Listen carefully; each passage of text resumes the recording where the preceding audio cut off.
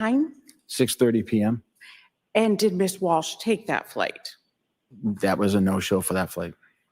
And when was that flight purchased? That flight was purchased on November 5th, 2022. And looking at the January 30th, 2022, did she have a flight reservation for that date? She did. And where was the reservation from? Boston to Reagan International Airport. And what time? 6 a.m. And did she take that flight? She did not. No show. And when was that flight purchased? On November 5th, 2022. And the final page, please. And what is this document showing, Mr. Menino? These are just flights that we had scheduled for, it looks, December 23rd, 2022, December 24th, 2022, December 25th, December 30th, 2022, and January 1st, 2023. And so that shows whether or not the flight went or was canceled? Correct. And those are only the JetBlue flights, correct? That's correct. Okay.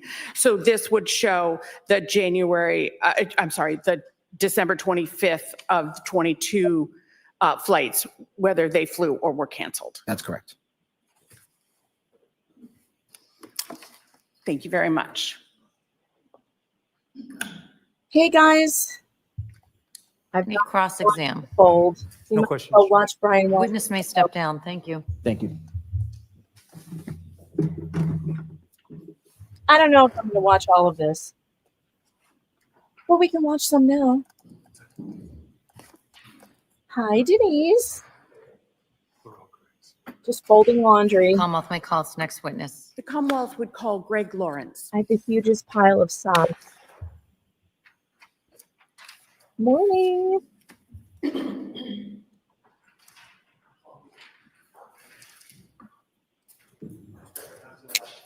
Ah, shit, I forgot my coffee. I left it downstairs.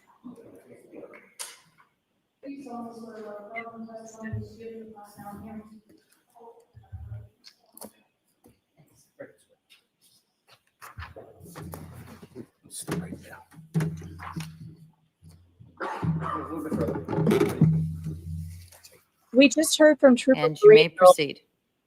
I think this is Thank you, Your Honor.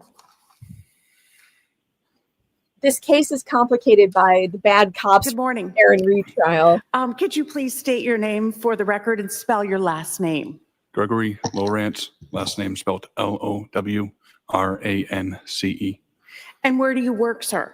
The Cohasset Police Department And how long have you worked there? since 2018.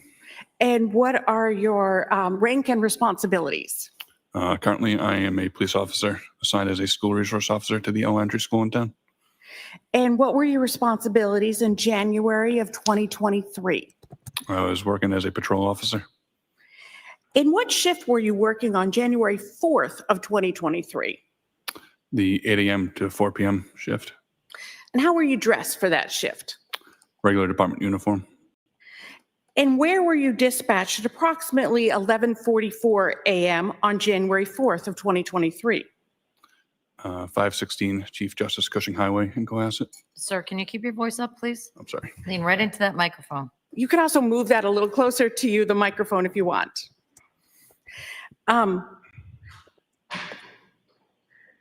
Now, what was the purpose, what was your purpose of going to 516 Chief Justice Cushing Highway? I believe it was for a well-being check. And what did you do upon arrival to that residence? I exited my cruiser and approached the side door of the residence. And then what happened? I was met by the resident of the house, Mr. Brian Walsh. And where did you meet him? I was on the door to the right of the main front door. Okay. And what did he say, if anything, when you arrived? He wanted to file a missing persons report for his wife. What was his demeanor? He was calm, collected. And was this interaction that you had with him recorded? It was not. And did Cohasset Police Department have body-worn cameras at that time? We did not. Does Cohasset Police Department have body worn cameras now? We do not. What? And did he say why he wanted to report his Why? wife missing? He contacted her workplace and they had not heard from her, and he had not heard from her in a few days. Nobody? What did he tell you about the last time that 2020. he had seen her? It was on January 1st, 2023. What, if anything else, did he tell you? That it was the morning between 6 a.m. and 7 a.m. Before she took a flight back to Washington, D.C. for work. And did he tell you where she was taking a flight from? Logan Airport. And did he tell you how she got to Logan Airport? She took an Uber from the residence. And did he say what he had done to contact her? He had tried to call and text her, and also was reaching out to friends and coworkers in the DC area. And did he say whether or not this was typical behavior? Ooh, It was not. black chair. What did he say about their typical chair. behavior? When she is away from the family for work, they usually FaceTime frequently, so he can FaceTime with their children. Officer Lawrence, what did you next do in regard to Mr. Walsh's missing person report? I returned to my cruiser to go into my cruiser bag and take out a blank NCIC missing persons report form to fill out. And what is NCIC? It is the National Crime Information Center, a national database used for law enforcement to get information out to surrounding agencies. So what kind of information do you need for that? Just basic biographical information, any personal appearance information, anything that will help locate a missing person. And were you able to compile information for that form? Yes. And this point, Your Honor, I'd like to put into evidence what's been marked by agreement as Exhibit 93, the NCIC form. Exhibit 93 is now in evidence, the NCIC form. Thank you. And before I ask you a question about that, who gave you the information to fill out the form? Brian Walsh. Do you recognize Brian Walsh in the courtroom today? Yes. Can you please point him out for the record? He's right there in a black suit, red tie. Your Honor, might the record reflect that the witness has identified the defendant? The record will so reflect. Thank you. Your Honor, I'd like to publish Exhibit 93, the NCIC form. You may. Thank you. No, stop. No, What did the defendant tell you was the name of his wife? Anna Walsh. And what did he say was her date of birth? April 12th, 1983. Where did he tell you she was born? Belgrade. What information did the defendant tell you about where Anna Walsh lived? They owned a townhouse in Washington, D.C., which she stayed at when she was down there for work. Ms. Gilman, if you could go down. And what did he say was the address? 5334 43rd Street Northwest. And did he give you the Washington, D.C. and the zip Yes. code? Yes, ma'am. And did he say what her car was? Yes. And what was that? A 2022 gray Volkswagen Taos. And did he give you a physical description of her? Yes, ma'am, he did. And what was that physical description that he gave you? About 115 pounds in weight, 5'2" height, brown hair, brown eyes. And did he provide you any information about her phone? Yes, he supplied me with her cell phone number. And well, why is the cell phone number important for you?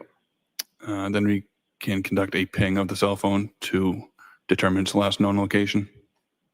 And what number did the defendant give you did he also, besides her cell phone, did he also give you his cell phone number? Yes, he did. And what number did he give you? 617 939-8646. And did the defendant tell you what airline Ms. Walsh was going to fly? He said that she was flying JetBlue. And why is that information important? Then we can contact Logan Airport and determine if she boarded any flights for JetBlue that day. And after obtaining the information from the NCIC form, where did you then go? I then returned to the Cohasset Police Department. And I should ask, did you go inside the house at that time? I did not. How long were you at the house? Probably around 20 minutes. And at some point, did you go back to the house that night? I did. And why did you go back to the house that night? I returned to the residence around 6:30 p.m. For a recorded interview with Sergeant Harrison Schmidt. I might have one moment, Your Honor. Yes.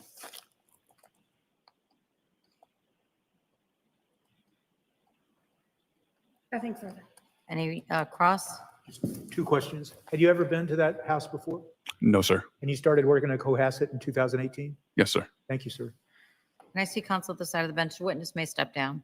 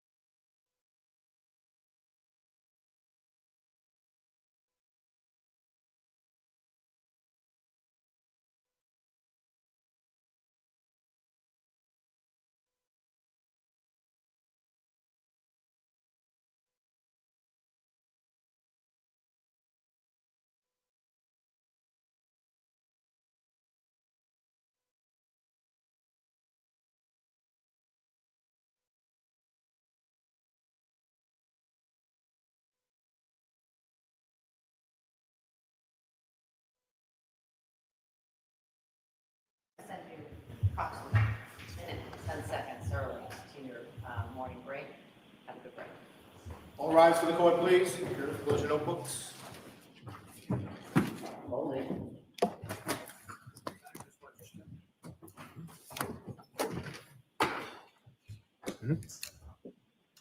Either way.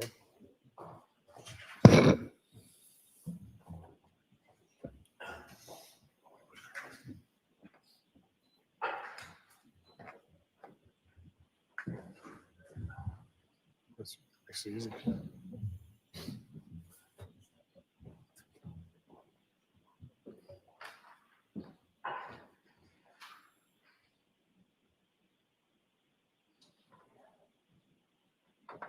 Anyone need anything?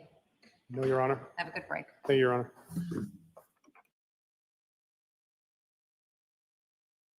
Wait, we're on a break already? Ugh. This is crappy. Are we on a break? Why is he sitting back down? How long of a break? What did I miss? I went to get coffee. What? Somebody tell me. How long of a break are we on? Damn it. Go to get a cup of coffee and they're on a break already. It better not be lunch. Did anybody hear how many minutes or do I have to back this up?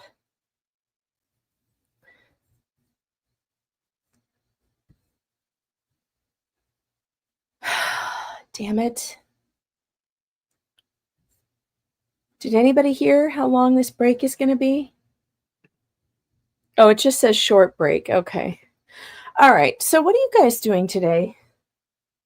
I am doing my laundry. Well, I'm trying to match socks, and I'm noticing that my kitchen rags are in bad shape. Does anybody know why the hell I can't keep cotton white kitchen cloths white? No, I'm not sick, just folding laundry. And the only place to do that is on my bed because my bed is nice and big, and so I can spread it out and see the socks, etc. So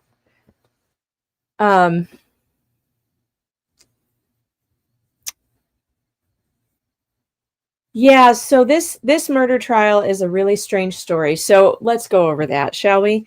Brian Walshe is accused of murdering his wife and then dismembering her. He was filmed. He lied about where he was. He said he went to his mother's house, but he went this really long, circuitous route. And he ended up at a hardware store where he bought like bleach and mops and cleaning supplies and plastic bags and, you know, all kinds of stuff that you could use if you were trying to hide a body. And then allegedly he dextered her, cut her up, put her in garbage bags, and then dumped her all over the city in different dumpsters. And then when the cops came to, you know, he reported her missing. He said she went on a work trip and never came back, or something like that. And then they found on his son's laptop, because they took all the, they took all the electronics and stuff, and they found all these horrific Google searches on the son's iPad. But the son was super little. It's not her son, obviously. I think they're saying, the prosecution is saying Brian Walshe used it to make the searches, and the searches were like how long until a body stops smelling, how to dismember a body, really incriminating stuff, right? And I haven't seen the pretrial stuff or the first couple days, so we're on day 3, so I don't know what came out in the opening statements, but I heard that it sounds like his defense might be that she died in her sleep and he panicked and cut her up. Yeah, that makes sense. But I'm not sure because I didn't see it. Celine Dion is looking pretty good today. Or Pamela Fanderson, you know, one or the other. Yeah, the searches are brutal. The Google searches are absolutely brutal. Although I've said before, if police ever download my Google searches, it's going to be pretty incriminating too. You know, based on the work that I do, my Google searches are super weird. Like, it could look like I'm plotting a murder at any time. But then again, I have an excuse for all of it. You know, I could be like, well, this is that case that I was working on, and that's why I Googled that, and whatever. I don't know why anybody tries to get away with murder these days. It's like impossible. It's just impossible. I think if you murder somebody these days, you should just turn yourself in and be like, yeah, well, give me my 20 or whatever, because they're going to find you. They're going to catch you. Like they can do those, you know, one of the biggest things that they do now, which has a lot of constitutional issues, if you ask me, but then again, it also helps to solve murders. But they will encapsulate, I don't know what the right word is, the cell phone signals of everyone who was in the area of the murder at the time. And then they will just go through each one. Like I guess that's public information. Seems iffy to me, but, you know, privacy is no longer. It's just not a thing. It's just not a thing. Yeah, nothing's ever gone. Hey, Joe. Good thing you mentioned that. It's true. Nothing's ever gone. Even if you delete stuff off your phone, the iCloud has a copy, or Google does, and they hang on to it like freaking forever. There's no such thing as deleting anything. So your entire history is available for a Celebrite download. You know, which is scary, but also hopefully, I guess the one good thing about it, maybe, is that it would encourage people to not commit heinous murders because it's so much harder to get away with it. I mean, the 1970s was like 60s and 70s was like, you know, a heyday for serial killers because there was just no way to catch them. No DNA, no constant surveillance, no CCTV, nothing. Absolutely nothing. So, you know, it's a trade-off, I guess. And I don't really know what the outcome of it is going to be. I feel like we're in a police state and it's only going to get worse.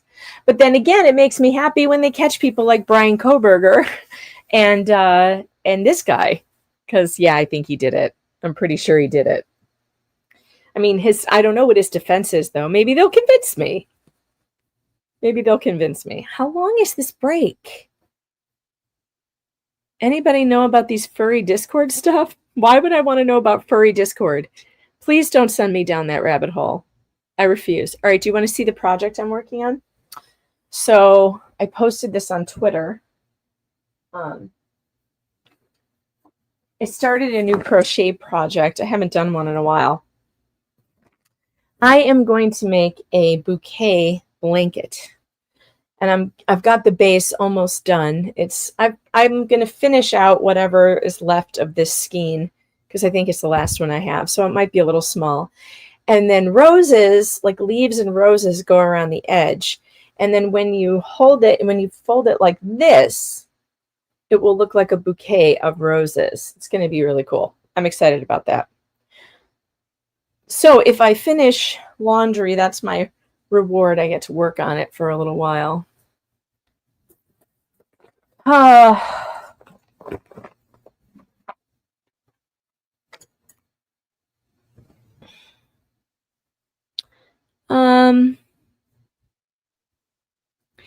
Yeah, how long is this frickin' break? I didn't have anything planned to entertain you while we're sitting here.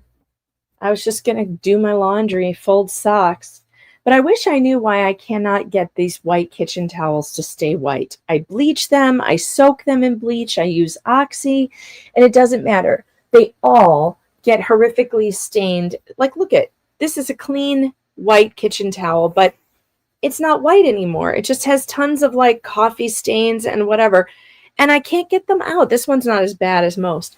Grease doesn't come out of these things. Like, God forbid you get grease on it, but it's a kitchen towel. Are kitchen towels supposed to be easily cleanable? Look, I'm not promising that I will stream this trial every day. And in fact, I'm saying right now, I won't. Because I do not have the time to be streaming trials all day long. Although I would like to, but I just don't. I tried bleach. I tried Dawn dish soap. I tried it all. There is just no getting this stuff out. And so every couple months I need to buy brand new kitchen towels. And I feel like, what a waste. How come I feel like I'm the only person on earth who can't get stains out of kitchen towels? Like, forget it. If you get pizza grease on one of these, it's staying forever. I do soak them. Baking soda and vinegar. I haven't tried that. Baking soda and vinegar gets out grease. Do you soak it in that? They're cotton towels. You know, these are just those really nice towels you can get at, well, I get mine at Runnings. I don't know if you guys have stores like that. It's like a, not farm and, yeah, it's kind of like a farm and fleet store. But they have grocery items. Ivory soap. Yeah, mine are stained for life too. I just don't get it. So you scrub on the baking soda and then pour white vinegar on the spot. Okay. I do soak in the hottest water possible. I don't know. I don't know why I have these problems, but I do, and it drives me crazy. OxyClean I use, it doesn't work on these. Yeah, I think they want me to have to buy new kitchen towels. I think that whatever they've done, they've treated the cotton in some way that stains just don't come out, because I've never seen that before.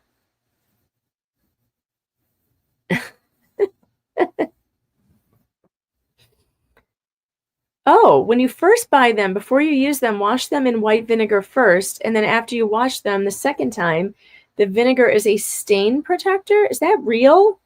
That doesn't sound real. Try borax in the wash. I've tried that. Doesn't work. Washing liquid on grease.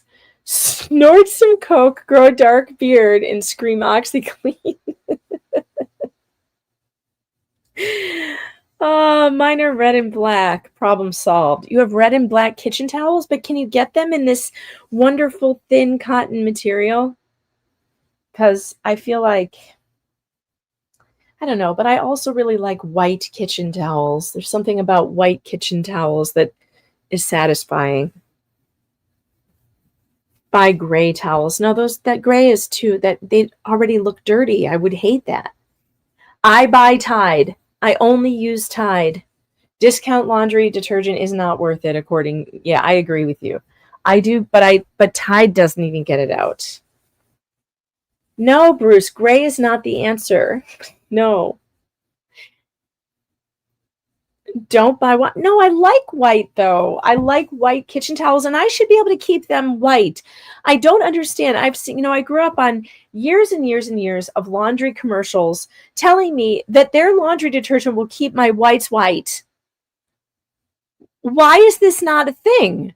Why is this not true? Why is this a lie? I feel like I've been lied to my entire life. Oh, and by the way, the only time I've ever been successful in getting anything brighter white is to stick it in the sun, which now I can't do because it's winter.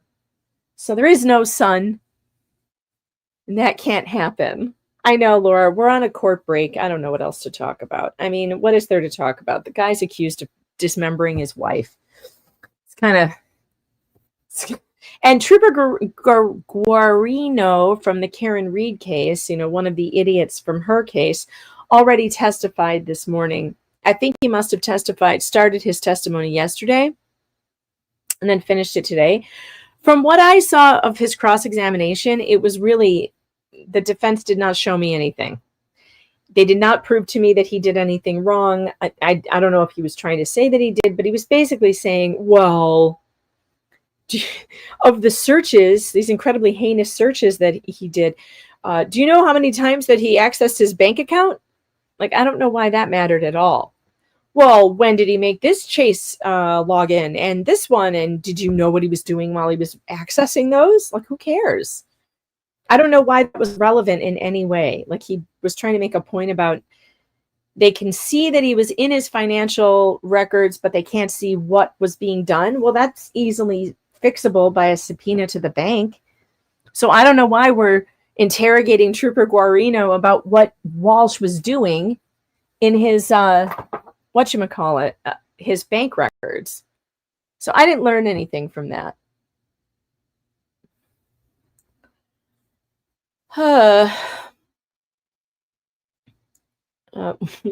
Rogue, what was the joke that everyone is freaking out about now? What, I missed the joke.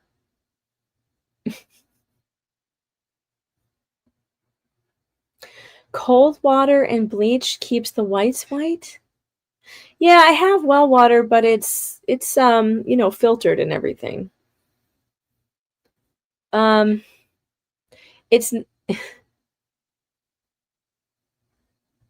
Oh, you were saying that it's the machine. It's definitely not my machine. I have a Speed Queen. The Speed Queen is the best. It's not the machine.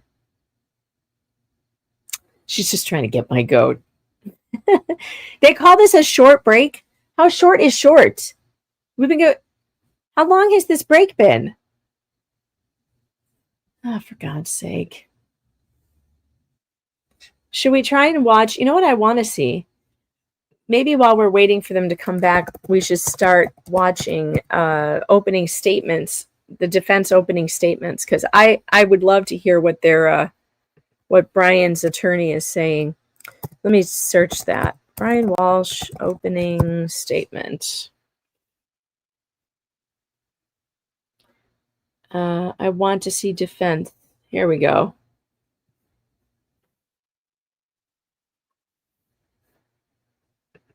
All right. Let's watch this until court comes back. Brian Walshe lied to the police. Lied to him on January 4th. Lied to him on January 5th. Lied to him on January 7th.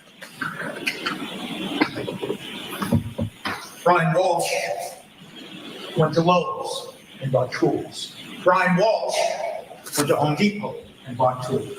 Brian Walshe, beginning about 4:54 a.m., began a frantic and tragic search that you'll hear about. You'll hear the evidence of that. You will hear evidence that those searches evolved from how best to dispose of body to even darker subject matter. Wait, this is his defense? As he wrestled with the fact that Anna Walshe was dead. Oh my God. They are going to do this argument. That evidence that you will hear will be hard to understand, but it is true.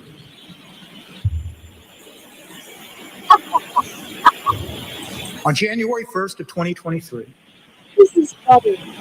Jim Mutlow left the family home of Brian and Anna Walshe sometime between 1 and 1:30 in the morning.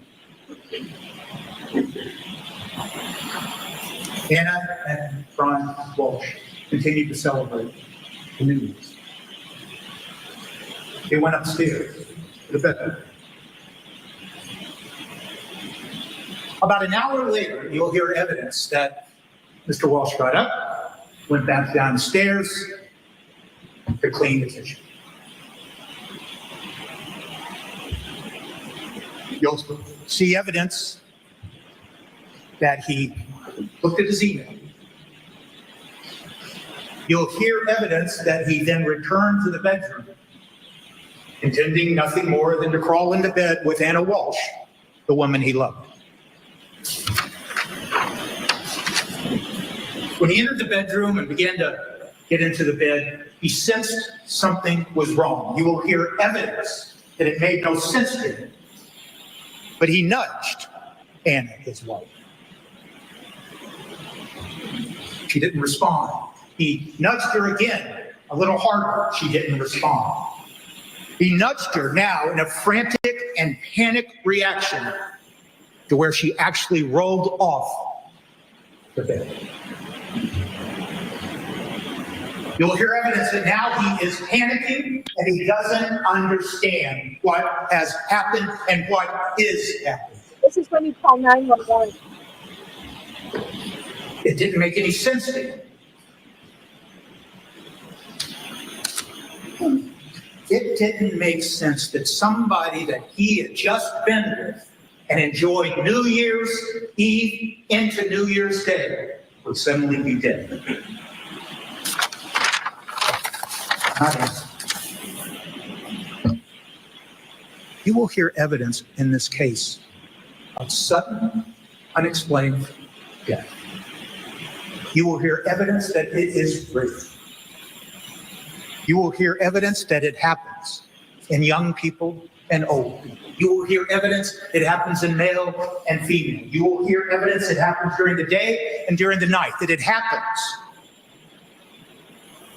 to trained athletes.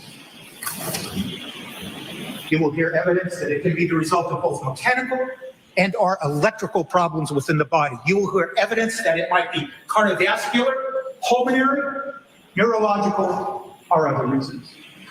You will hear evidence that it occurs in people who have never manifested a symptom that something might be wrong. And in fact, you will hear evidence that sometimes the first manifestation that something is or was wrong with someone is the sudden, unexplained death. That's the evidence you will hear from this case. Sudden, unexplained death is known within the medical community and the forensic community. But it is to this day not well understood, and that is the evidence you will hear. And it is not well known to non-medical professionals. And you will hear evidence Brian Walshe never imagined somebody would suddenly die. 1 hour he's with her, he cleans the kitchen, he comes back up, and she is dead. You will hear evidence in this case that Brian Walshe and Anna Walshe loved each other. Yes, there was stress in the marriage. Stress born out of a simple problem that took its toll. And that's the pending federal case that had begun in 2018 and was still going forward. And what happened was, over time, Anna Walshe got a job in D.C. with the support of Brian Walshe. It was a huge stepping stone in her career. It paid twice the salary.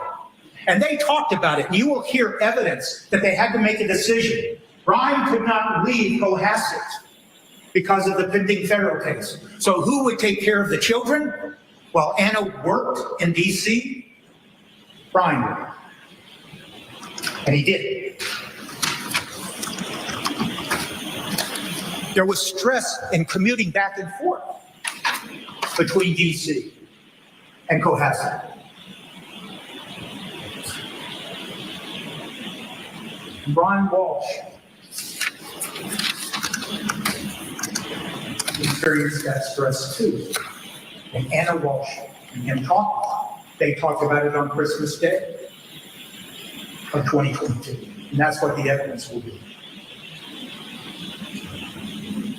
Yes, there was an affair. You will hear evidence of an affair. An affair does not make someone a bad person, does not make someone a bad mother. Make no mistake about that. But yes, there was an affair, not between Brian Walshe and Anna, but between Anna Walshe and William. No, I think an affair makes you bad. Yeah, there was an affair. Will be that Anna Walshe did everything she could to hide that affair. That she did not tell her closest friends, her confidants, some of whom lived in D.C., the same person, Alyssa Kirby, that she spent December 29th with, drinking and talking about her life.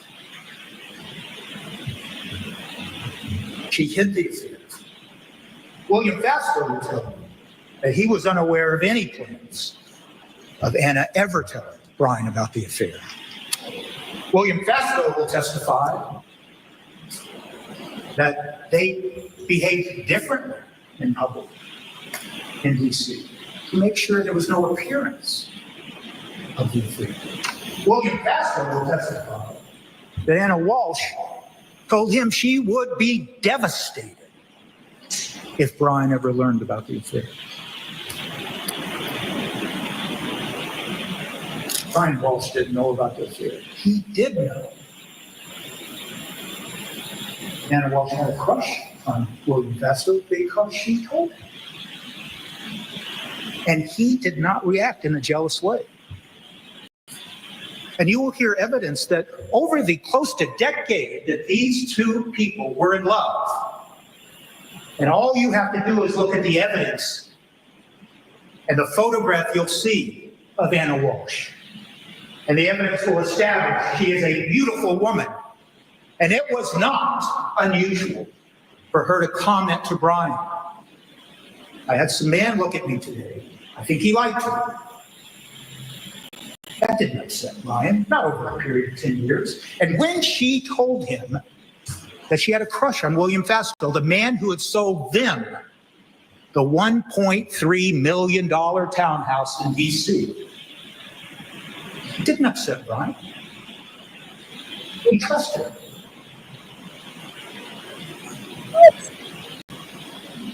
In fact, you will hear evidence from Alyssa Kirby that Anna Walshe told her, I wish you would be jealous.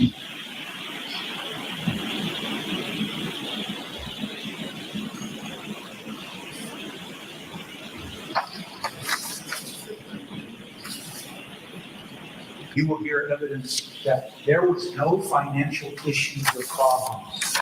I'm sorry, I can't hold it in anymore. The guy looks like Gargamel.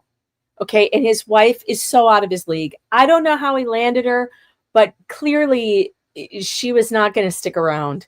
And I don't believe for 1 second that didn't bother him. Anna Walshe just got that job in the early part of 2022 that paid close to $300,000 a year. They own that townhouse in D.C. It was worth over $1 million. They own whole life insurance policies on their sons in the amount of $1 million each. Whole life, and you will hear you can borrow against if you need cash.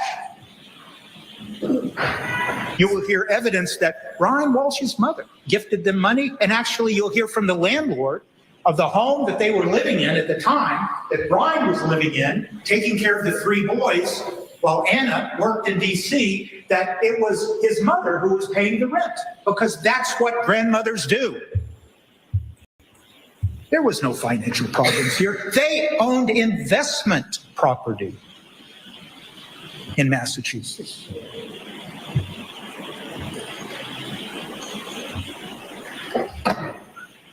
The evidence in this case is that Brian Walsh loved Anna Walsh. You will hear that she spoke of him in glowing terms to William Fessler.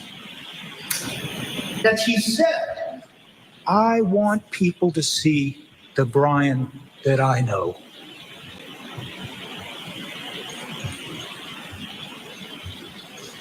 You will hear how she talked about her relationship with Brian with Alyssa Curry. And notwithstanding the fact that Anna Walsh was having an affair, she described their relationship as open and honest. He believed their marriage was open and honest because he loved her.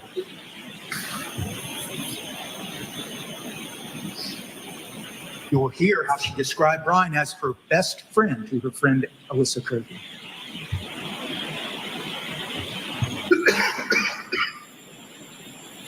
You'll also see evidence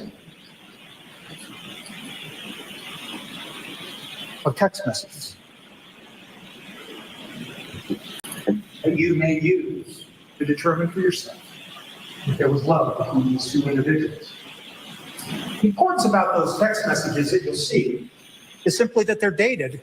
The ones you'll see are dated beginning December 25th of 2022, 7 days before New Year's Day. On 12/25,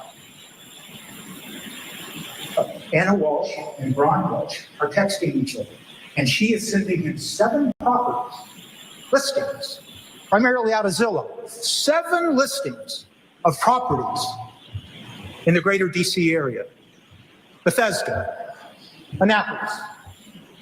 They're searching for future investment properties. You'll see that, and you'll hear evidence that then she comes up to celebrate Christmas with Brian and their 3 beautiful boys. You'll see on 12/27, now that she's back in DC, these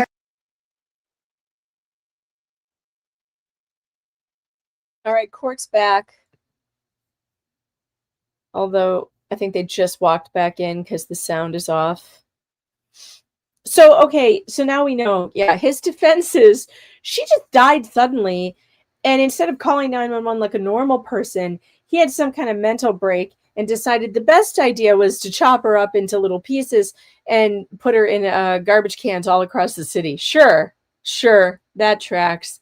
Listen, if you're that kind of person, that's what you think is a good thing to do, I want you in prison. You need to go to prison for that. That's ridiculous. So you destroyed the opportunity for a law enforcement to decide to figure out what was the cause of death. No autopsy. Yeah, that doesn't look good. I think it should be an automatic guilty. If you go on a chopping up spree after someone dies naturally, straight to jail. Right to jail. Right away. Hey, make sure that you hit the thumbs up button. I wasn't planning on doing this stream today. So, you know, but hit the thumbs up if you can and subscribe if you're not subscribed. Let's see. They sold their Massachusetts home and were living in a rental.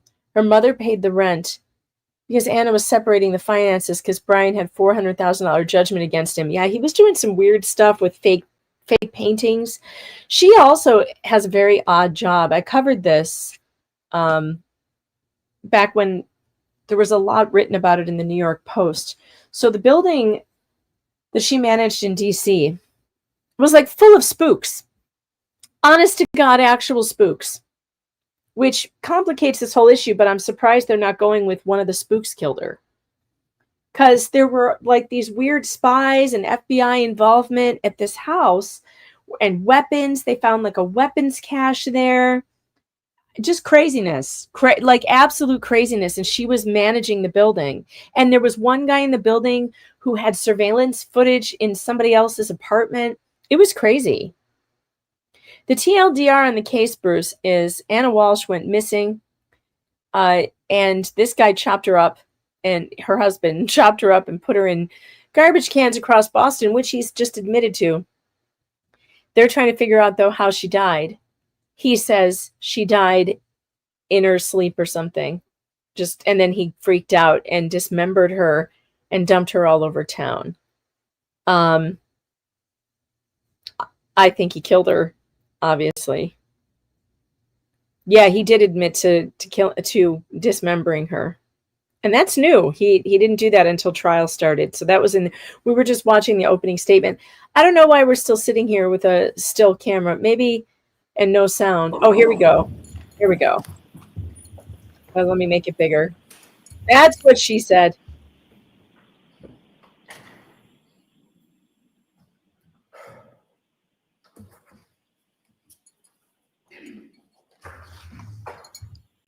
Yes, Bruce, exactly. He admits to the scattering and not the unaliving. Dan Davis, thank you for the super chat, says he just wanted to spread some of her favorite places. Back in session, you may be seated. Commonwealth may call its next witness. Commonwealth calls Seth Fox. No relation to me. I don't know any Seths.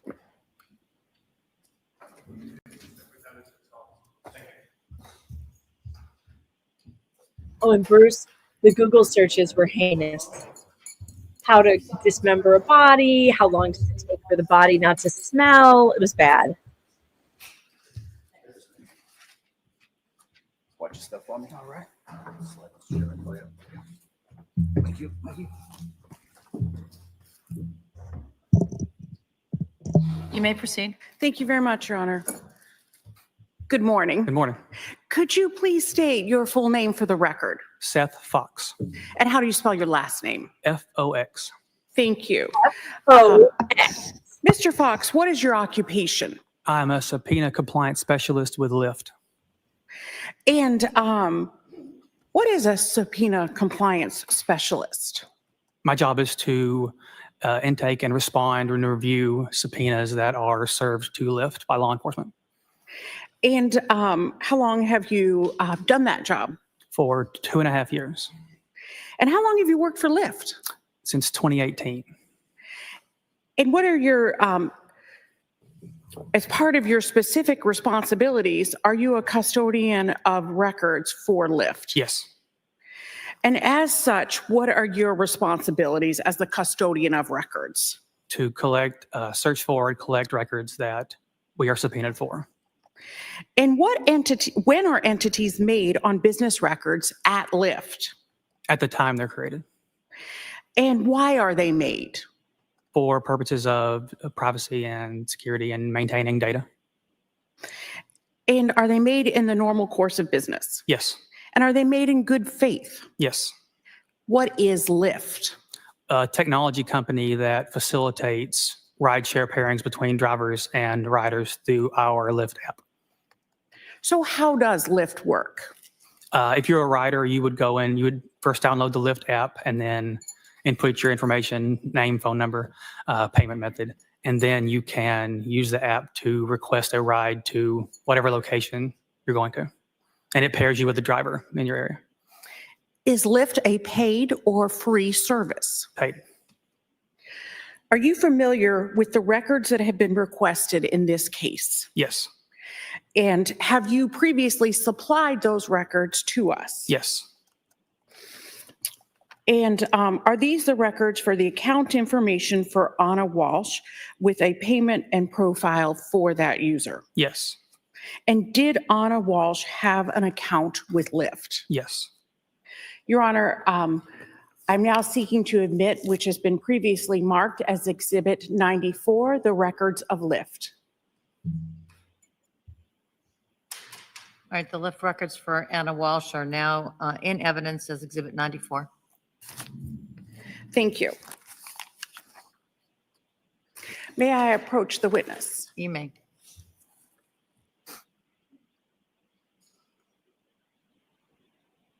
Just going to show you these so you can reference them Okay. during your testimony. Thank you.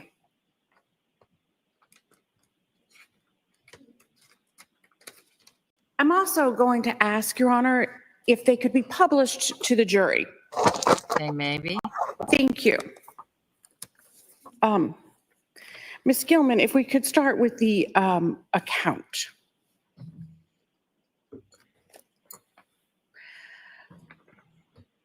Mr. Fox, when was this account created? This was created on May 16th of 2022. And what phone number was associated with the account? 617-599-7966. And how is the phone number used with Lyft? The app is through your phone, so you have to download it to your phone, and that phone number is how you create rides or request rides. And does Lyft keep other information about the account holder's phone?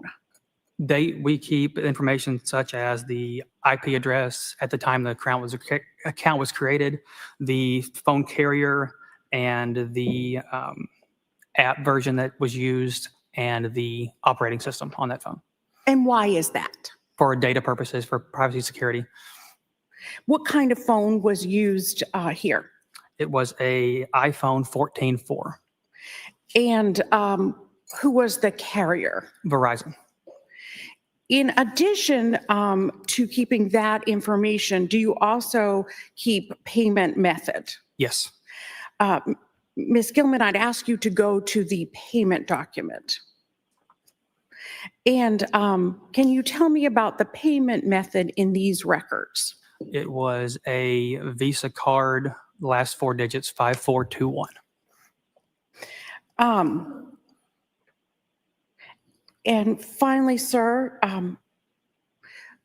Ms. Gilman, if you could go to the cover, were there any rides between December 30th of 2022 and January 8th of 2023 that were used by this rider? No.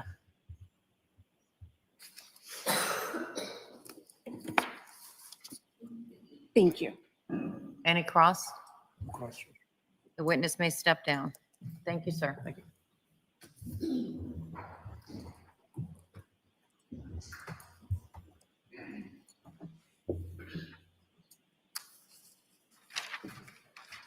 Commonwealth may call its next witness. The Commonwealth calls Alyssa Wimmer.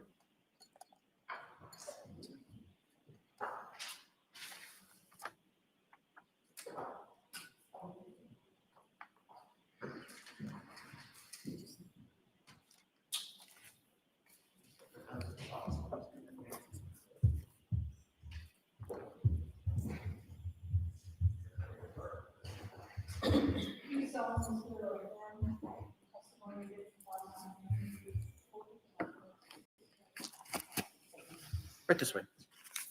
Just watch your stuff for me. Step right up. No, no, just step right up. There you go. Thank you so much. Thank you. And you may proceed. Thank you so much. Good morning. Good morning. Could you please state your name and spell your last name for the record? Yes, my name is Alyssa Wimmer, Wimmer. And what is your occupation, ma'am? I work for Uber Technologies. And what is your title? I am one of their regional public safety liaisons. And how long have you worked for Uber Technologies? Approximately a year and a half. And always in the same position? Yes. And what are your specific responsibilities?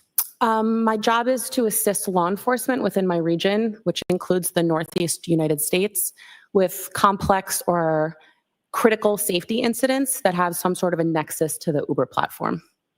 And as part of your job, have you been designated as a custodian of records? Yes. As such, what are your responsibilities? I am able to look at requests that law enforcement put through our portal for Uber, locate data that they are requesting, and then produce that data to law enforcement. And when are entries made on business records at Uber Technologies? At the time of the event or shortly thereafter. And why are they made? In order to maintain our regular course of business. And are they made in good faith? Yes. What is Uber Technologies? So we're more commonly known as Uber. We are a technology company that facilitates various transportation and delivery services under our platform.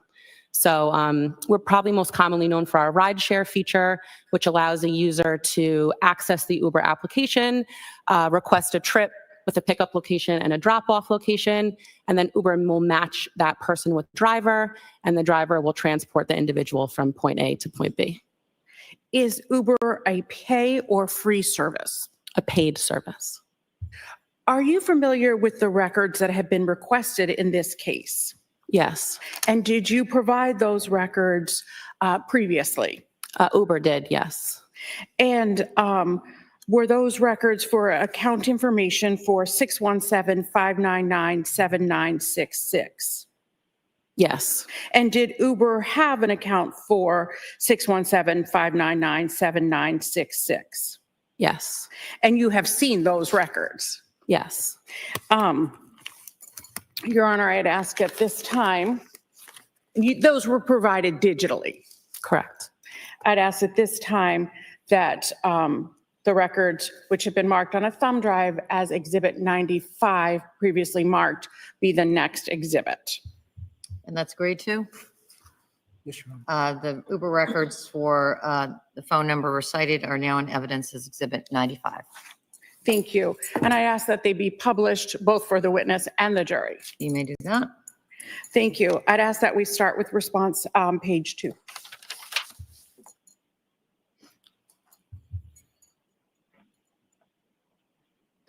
So why are records based on a phone number for Uber?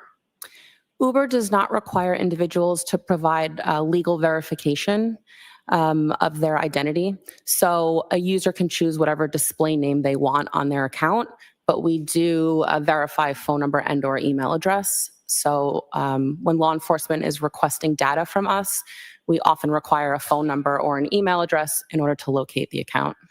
And what name was associated with this account? Anna Walshe. And what email is associated with this account? It's ANCILI83@yahoo.com. And was there also a date of birth at the bottom? So that date of birth was provided by law enforcement to Uber and as an identifier in order to search for those records. And that date of birth was April 12th of 1983. And were there going to the next attachment to the response, please?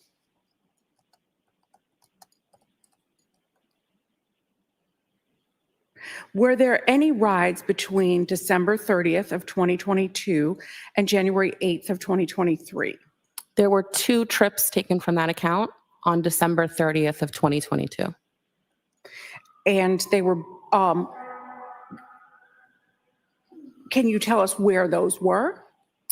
Well, columns G and H will tell you where the rider said they wanted to be picked up in GPS coordinates. Columns I and J will tell you where the rider was actually picked up. Columns K and L will tell you where the rider wanted to be dropped off.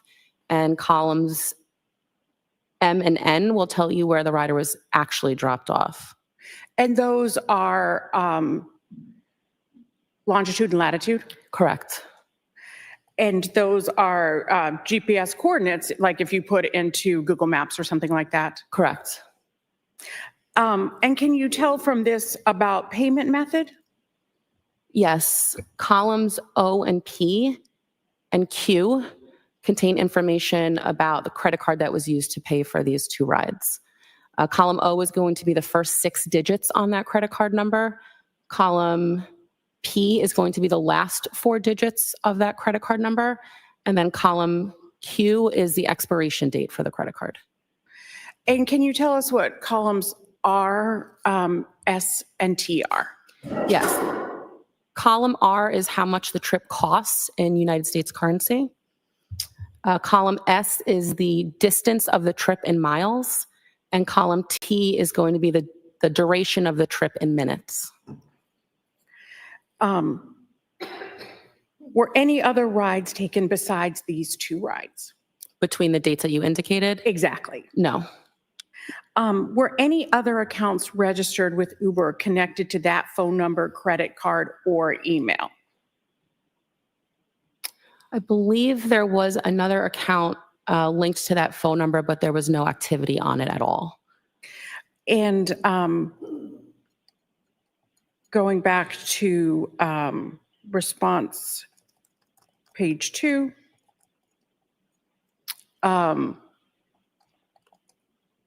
where do you see that? Is that somewhere there? No.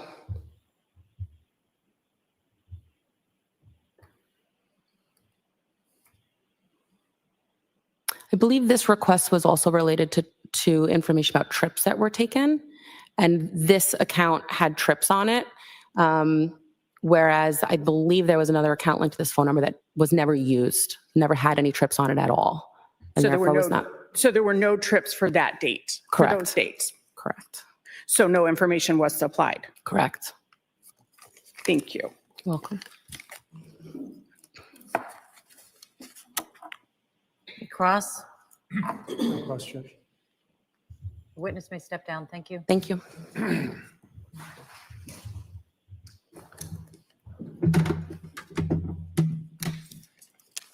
Commonwealth may call its next witness. Thank you, Your Honor. The Commonwealth would call Michael Kenyon.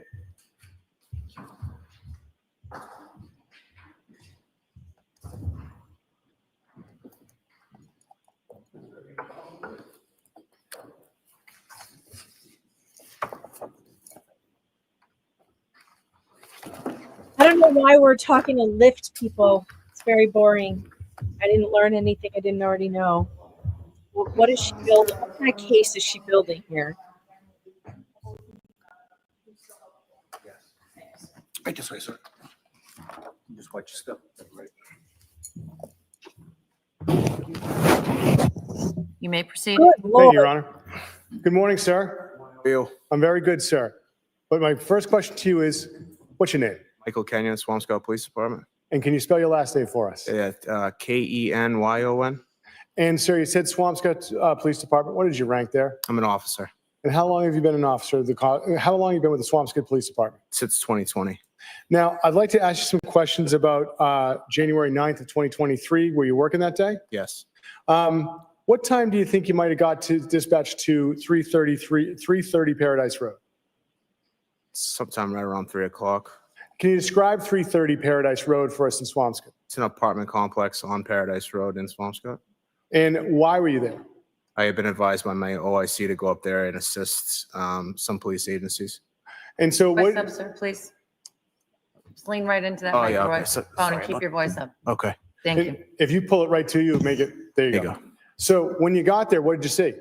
Multiple police agencies. There were the Mass State Police CPAC unit was there, mass crime scene, and some representatives from Swampscott CID were there. And were they near any areas in particular at 330 Paradise Road? Yes. What? They were near the trash compactor and the dumpster.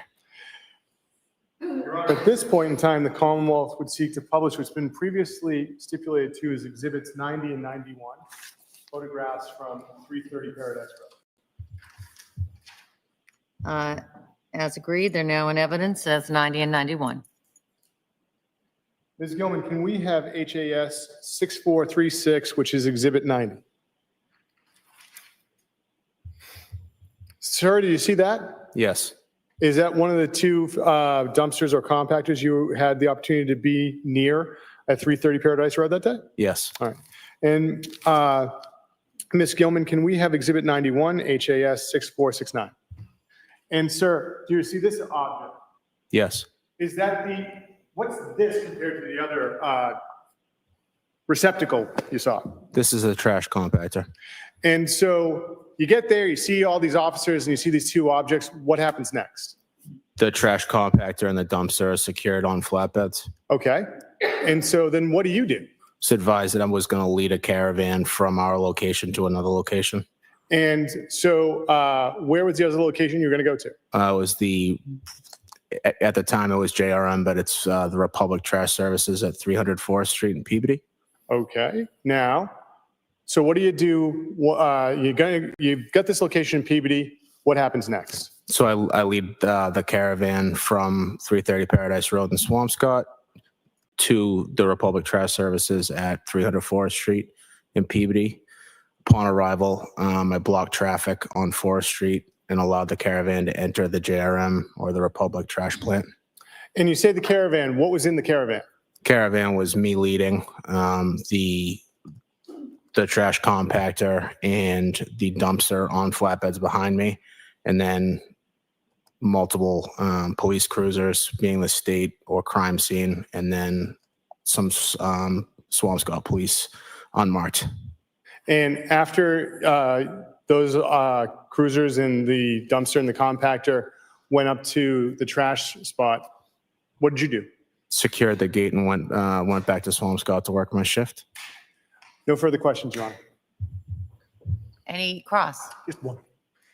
Witness may step down. Thank you, sir. No, I just have one question. Oh, I'm sorry. Oh, that's my fault. With regards to the exhibit 91, that trash compactor, do you have any knowledge of whether that had trash in it?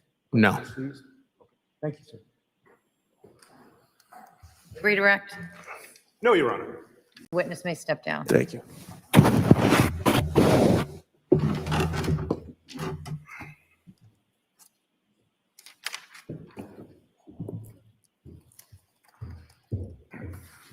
Commonwealth may call its next witness. The Commonwealth calls Sergeant Amy Waterman.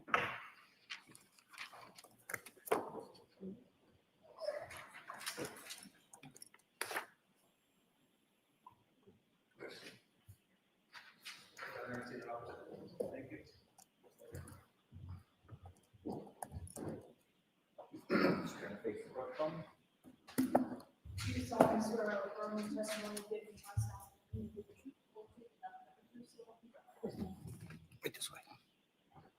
Just watch your stuff for me. Good morning. And you may proceed. Good morning. Good morning. Could you please state your name and spell your last name for the record? Yes, Amy Waterman, Waterman. And how are you employed? I'm a sergeant with the Massachusetts State Police. And how were you employed in January of 2023? I was a trooper assigned to the Massachusetts State Police. In what unit? The Violent Fugitive Apprehension Section, which falls under the Division of Investigative Services. And did you go to 5334 43rd Street Northwest in Washington, D.C. on January 7th of 2023? Yes, I did. And who did you go to that location with? Lieutenant Michael Lopes from the Cohasset Police Department.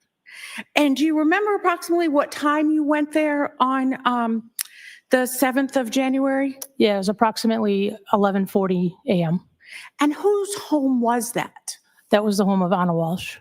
And did you know Anna Walshe? No, I did not. And why were you at her home? We had been sent down to DC to search her residence there in regards to a missing person case. Can you please describe that home? It was a 3-story brick corner unit. I would call it like a townhouse, brick townhouse. And was there any security or ring doorbells or anything like that when you got to that home? No. And how did you enter the home? The basement level was a garage, and Lieutenant Lopes was in possession of the key code combination for the door. To the garage? Correct. Okay. And so did you go into the garage? Yes. And what observations were made of the garage? There was several boxes of miscellaneous items, which there was some carpets that were rolled up. There was things you would find in a garage, like a wet vac. No vehicles were found. It was pretty neatly organized. And were there any other rooms attached to the garage? There was, through the door, there was a smaller room. I would call it an exercise room. There was a treadmill, a chair, and a couple other items, like a weight bench. So besides that garage level, what did you do next? There was an interior door that led to a stairwell that went up to the actual apartment of the townhouse.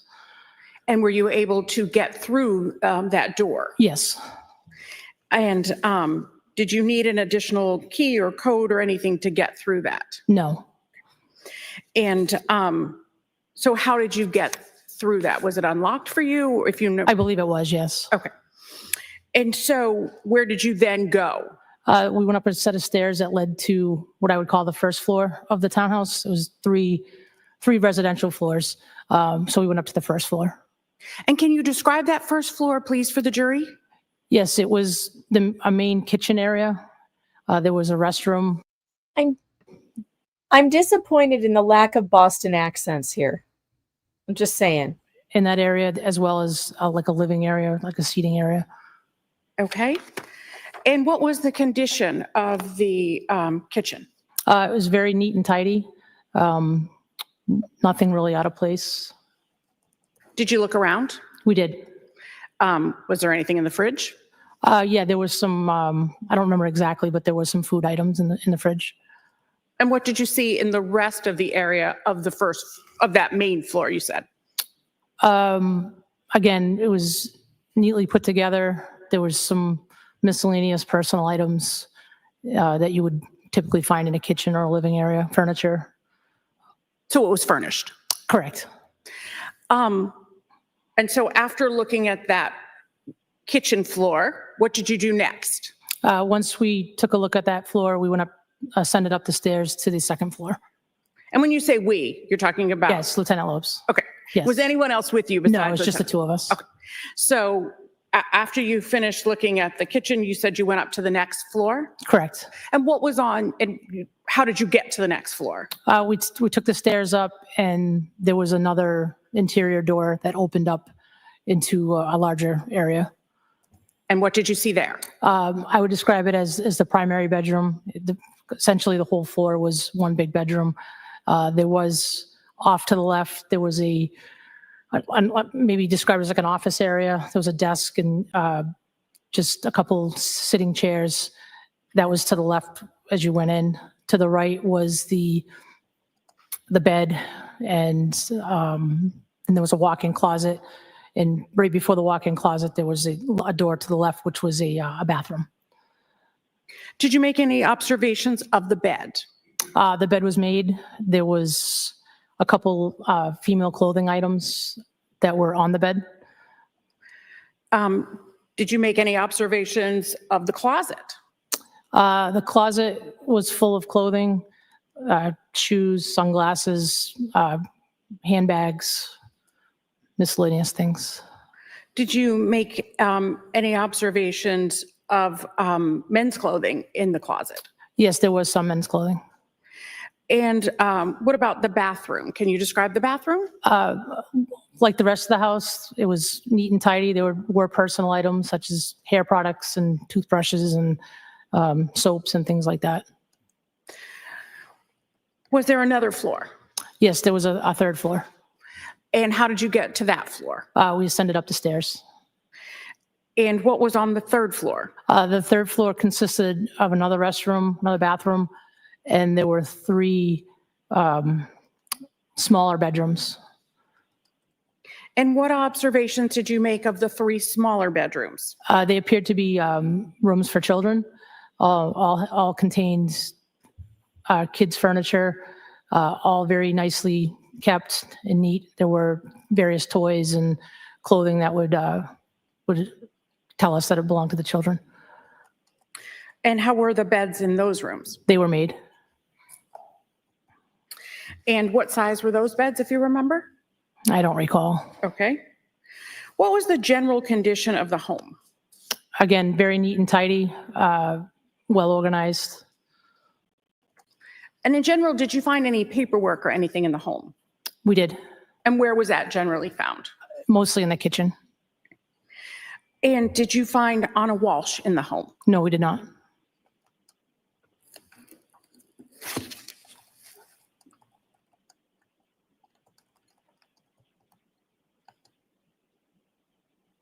Nothing further, Your Honor. Cross exam. Thank you, Judge. Good morning. Good morning, sir. You've used the word neat many times Correct. because that's the way the townhouse Yes, was well organized. correct. So you said that you found the paperwork, documents. Yes, sir. You used the word primarily. So what was the question? Oh, primarily in the kitchen. Yes. Where in the kitchen?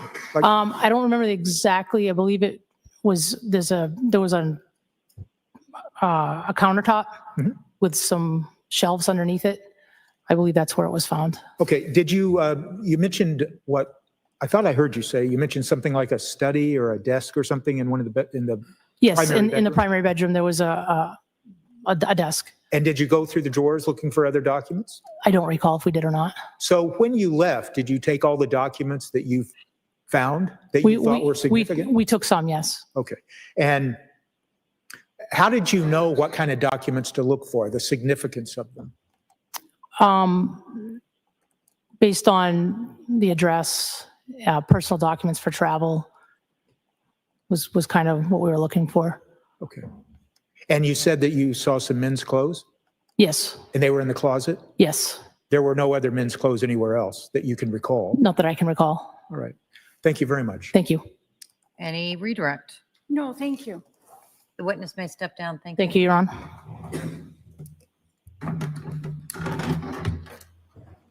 My right leg is killing me. I've been sitting on it. And now my knees. Come off my calls. Next witness. Don't you hate Your Honor, before we call, could we approach? Sure. getting old? Telling you. All right. Hey Joe says you could try out White Bright laundry whitener booster for kitchen towels. All right. I'll try it. It's worth a shot. It's worth a try.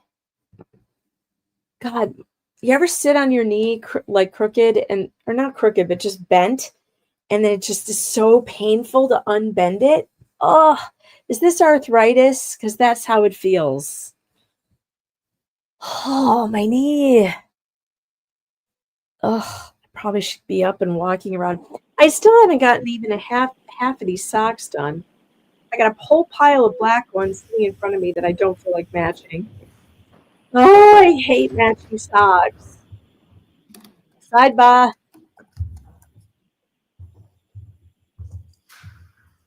Commonwealth may call its next witness. Thank you, Your Honor. The Commonwealth would call Peter Capizzoli. I'm hoping he's got a good Boston accent. Somebody needs to have one.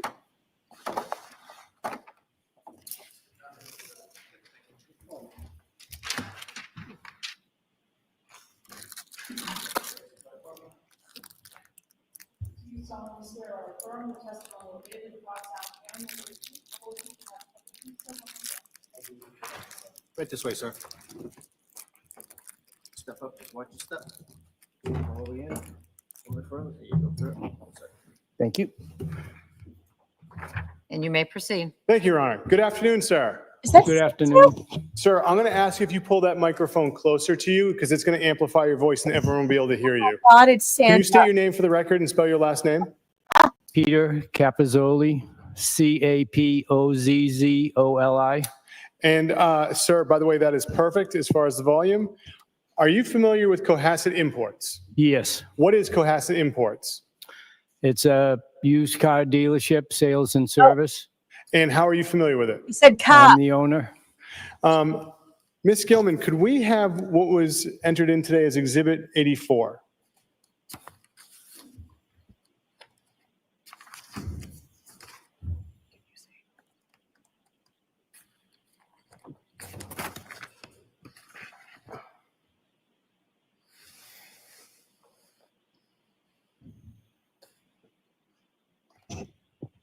Thank you, Ms. Gilman.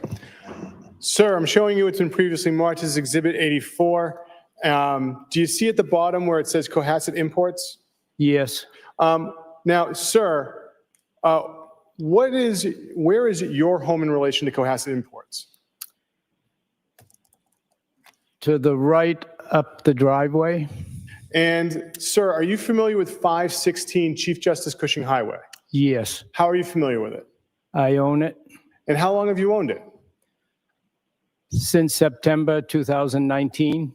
And do you see 516 Chief Justice Cushing Highway in relation to this photograph that has Cohasset Imports on it? Yes, I do. And can you point it out for us, sir? Right there? In the middle, sir? Right here? Oh, Yeah. I can't see where your finger Oh, is. in the middle, All yes. right, thank you, sir. Now, sir, is that your primary residence, 516? No, What do you do with that property? I rent it. And so, sir, are you familiar with the Walsh family? Yes. And how are you familiar with the Walsh family? They were the last tenants that we rented to.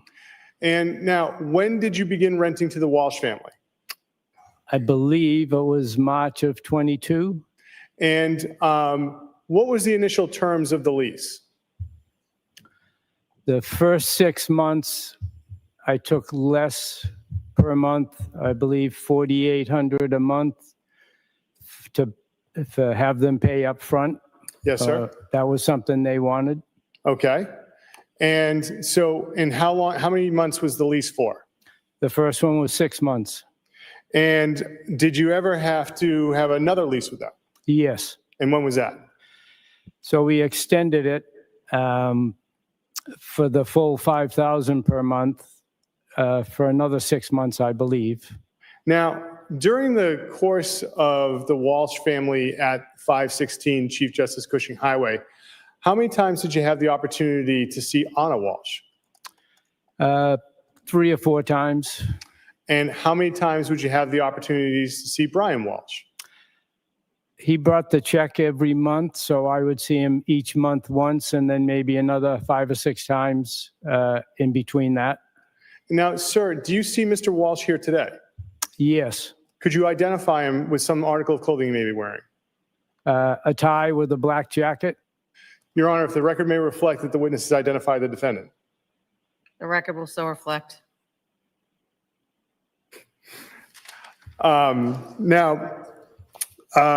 Sir, as far as any kind of fixes to the property or anything like that, who would perform repairs to the property?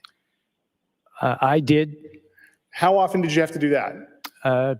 just 3 or 4 times. What type of things would you have to fix? The first time was a dripping faucet. I went in, figured the problem, went back, ordered some parts, got the parts, came back and fixed it. And besides a leaky faucet, anything else that you had to fix? One time there was a loose hinge on a hutch in the kitchen, and I came in on a Sunday morning and worked on that and corrected that. Was anyone home when you fixed the hitch? Yes. Who was home?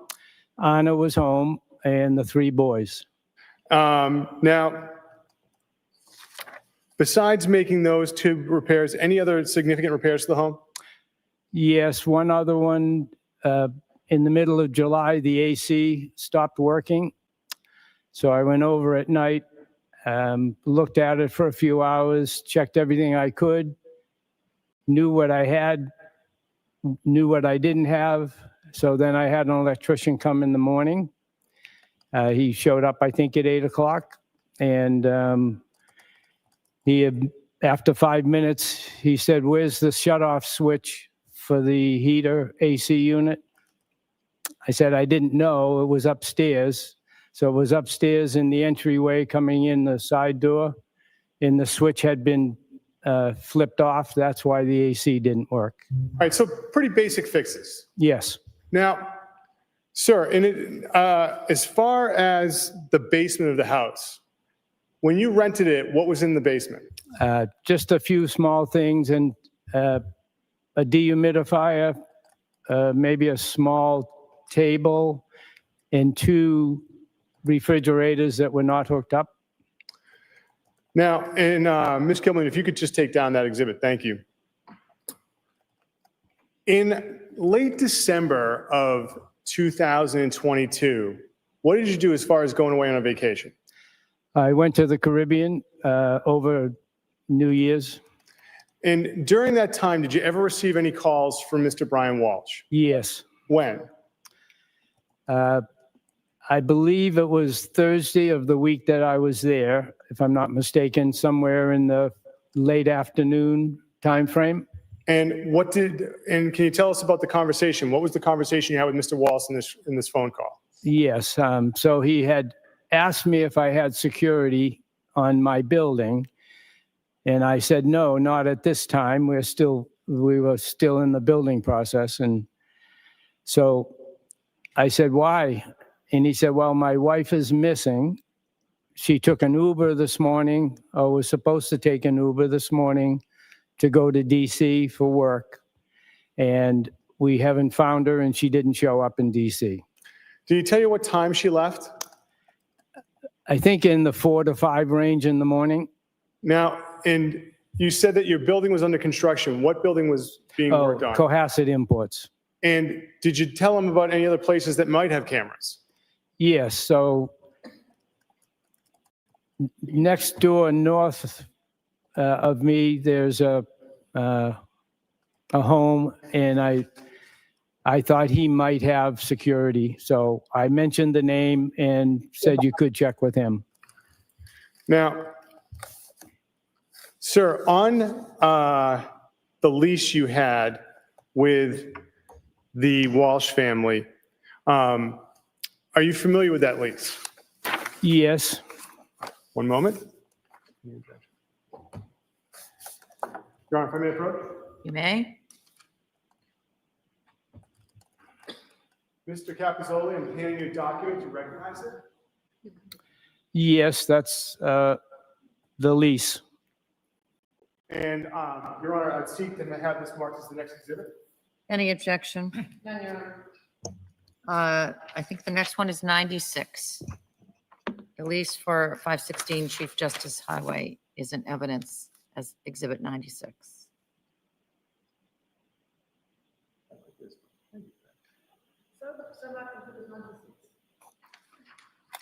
Directing your attention to page 4 under tenant. Can you state who the tenant is of the lease and the address affixed to that? Yes, Diana Walsh. And the address is 330 Paradise Road, apartment 1320 in Swampscott, Mass. And counsel. Your Honor, approach one more time. You may. Thank you. Mr. Capizzoli, I'm handing you a photograph. Sir, do you recognize the room of that the photograph's taken in? Yes. Do you recognize the person in that photograph? Well, I think it's Anna. Okay. And the room, is it a fair and accurate depiction of the room that you recognize? Yes. And what room is it that you recognize? It's the living room or den. Yep. The Commonwealth would seek to have this marked as the next exhibit, Your Honor. Any objection? Photo is now in evidence as Exhibit 97.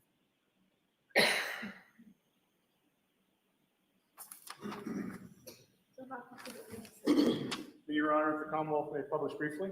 Yes? Thank you. Ms. Gillen, can we have still 3?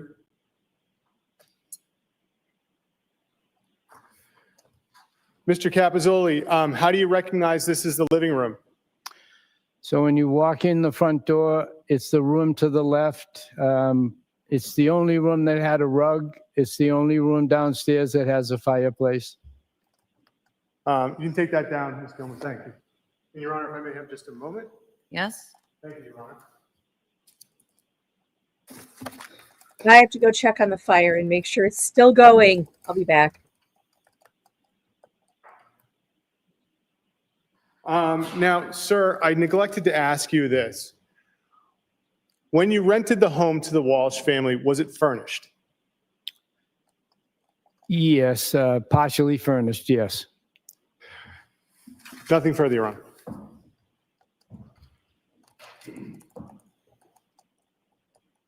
Cross.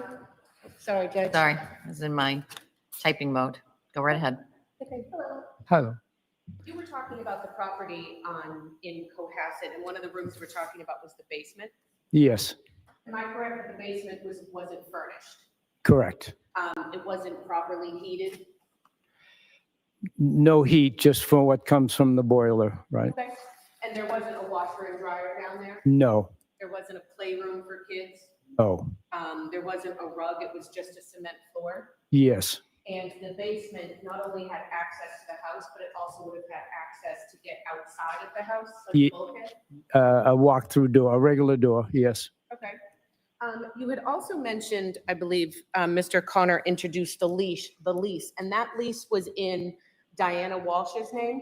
Yes, And to your knowledge, that was Mr. Walsh's mother? yes, And the first 6 months of the lease, that was paid in full yes, by Mrs. Walsh, Mrs. Diana Walsh? yes. And was your intention to rent that property in smaller increments? Or that's just what came to you with the Walshes that time? That's what came to me. Okay.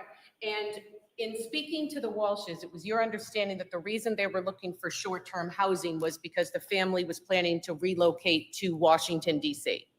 That's correct. And after the 6 months, they approached to extend the lease, right? Yes. And what month was that, do you remember? August or September, something in that. 2022? Yes. And when they first came to you to extend the lease, they only wanted to extend it for 3 months. Yes, And that was because their trip to DC was impending, was coming up. yes, Okay. And your understanding was that when Mr. and Mrs. Walsh and their 3 young children went to DC, that Diana Walsh might move in and take over. yes, And it sounds like you didn't want to do such a short lease, so you agreed to do 6 months. yes, And during those 6 months, you mentioned that Mr. Walsh would bring you the rent check, right? yes, But the rent was being still paid by Diana Walsh, his mother. correct, yes, And that was $5,000 a month? yes, Okay. You had mentioned that you had done a couple repairs to the property as a landlord? yes, Okay. And one of the things that you mentioned is there was a leaky faucet. yes. And something like a leaky faucet, is that something that the Walshes would be financially responsible to fix? No, Because that's just normal wear and tear of the home. yes, And I think the second thing you said was there a hinge on a hutch that was loose? yes. And that was something that you could just go over with a screwdriver? I had to replace the hinge. Okay. Mhm. And is that something that was normal wear and tear, or did the Walshes damage that and they would have to pay for it? Probably wear and tear, but it could have opened too far and broke the hinge, not sure. Okay. Yep.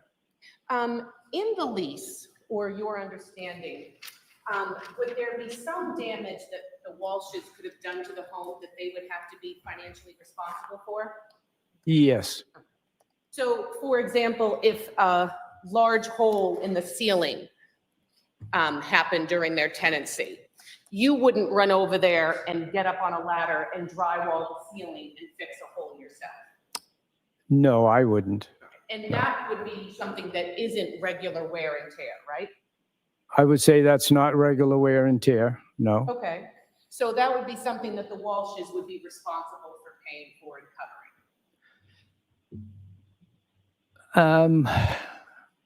Sure, if they actually did it, if it wasn't something that the house had control over, yes. Okay. And you had mentioned that other than the rent check, that you would see Mr. Walsh, when you say 5 or 6 times, do you mean 5 or 6 times a month, or do you mean 5 or 6 times over the course of the lease? Over the course of the lease, yep. And would you ever see him with any of his 3 little boys? No, not outside the house, no. Okay. And you said you saw Anna Walsh on a couple of occasions? Yes, And that was with Mr. Walsh or by herself and the boys? by herself. Okay. Nothing further, Your Honor. With the boys, I'm sorry, by herself Okay. with the boys. By Yeah. herself with the boys. Yeah. Okay. Thank you, Your Honor. Nothing further. Any redirect? No, Your Honor. The witness may step down. Thank you, sir. Okay, thank you.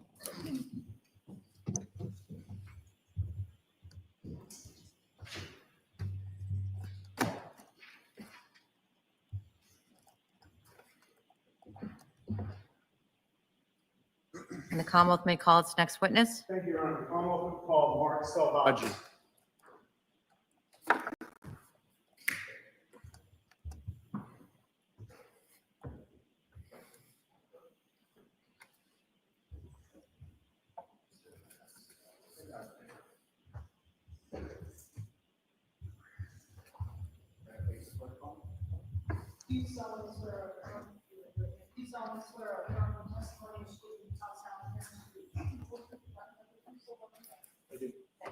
Right this way, sir. Watch your step for me. Step all the way in. Put your hand for you. There you go. You may proceed. Thank you. Good afternoon, sir. Good afternoon. Could you state your name and spell your last name for the record? Sure, it's Mark Salvaggi. It's Selvaggi. And sir, what do you do for a living? I sell life insurance. And are you affiliated with any life insurance company? Yes, Which one? New York Life. How long have you been selling life insurance? A little over 10 years. And in that 10 years, have you always been affiliated with New York Life? Yes. Now, sir, who is Nancy McClune? She's a colleague of mine. And what is her responsibilities within your office? She fills out our applications, does our underwriting requirements, traffics the cases through underwriting. And where is your office located? 1050 Hingham Street, Rockland, Mass. And besides Ms. McClune, who else is in the office? Half a dozen other agents. Okay. And what are your responsibilities in the office? Speak with clients, talk to them about life insurance, protection. So there's some clients I'd like to ask you about are Brian and Anna Walsh. Yeah. Are you familiar with Anna Walsh? Yes. How did you become familiar with Anna Walsh? I was introduced to her through Brian. Okay. And how did you become familiar with Brian Walsh? Brian came to me as a client that was a lead that was solicited, and I reached out to him. It was a local address, and asked him, he was looking for life insurance. When did this occur? I believe in July of 2021. And when did you get introduced to Anna Walsh? I don't remember specifically. It was during COVID, so it might have been happenstance during a Zoom conversation. Okay. And were you ever able to sell Anna Walsh any insurance policies? Yes. What did you sell her for insurance policies? I sold her 2 life insurance policies. I sold. Okay. So let's talk about the 2 life insurance policies. Sir, what were you able to sell her as far as life insurance policies? I was able to sell her a term policy and a whole life policy. Okay. What is a term policy? Term life insurance is a type of life insurance product that is good for a preset amount of time. It was approximately a 20-year term product that was for $1 million. And now that was for $1 million. What was the other policy? I sold her a whole life policy that was for $250,000. Can you tell us what is the difference between a whole life policy and a term policy? Sure. A term policy is renting a block of insurance for a pre-agreed upon amount of time. It could be anywhere from a year to as long as 30 years. And if you don't pass away during that duration, the insurance company, the contract ends, the insurance company doesn't pay anything out. A whole life policy, kind of like the name implies, lasts your whole life. And unfortunately, all of us someday will pass, and whole life policies pay out 100% of the time. They cost more. They can be paid up during your working years and have it last the rest of your life. But you also have the opportunity to access all the cash value that the policy accumulates and can use it as a deferred savings vehicle. And Your Honor, at this point in time, I would like to offer 2 policies and the attachments that were included with them from New York Life in the names of Anna Walsh. They're in manila folders. They are policies ending in 8840 and 5836. No objection, Your Honor. The New York Life policy ending in 8840 is now marked in evidence as, and is in evidence as 98. And the policy, New York Life policy ending 5836 is now in evidence as Exhibit 99. Your Honor, may I approach the witness with Exhibits 98 and 99? You may. Thank you. We'll put them on together. Excellent, sir. All right, showing you Exhibit 98. At the top of the first document, can you tell us what it says? Sure. What is that? This is a term policy. This is a policy brief for Anna. Okay. And does it have for Anna, does it list the amount of the term policy? Sure. It lists the face amount of $1 million. And on the fourth page, does it list who the beneficiary is of that policy? It does.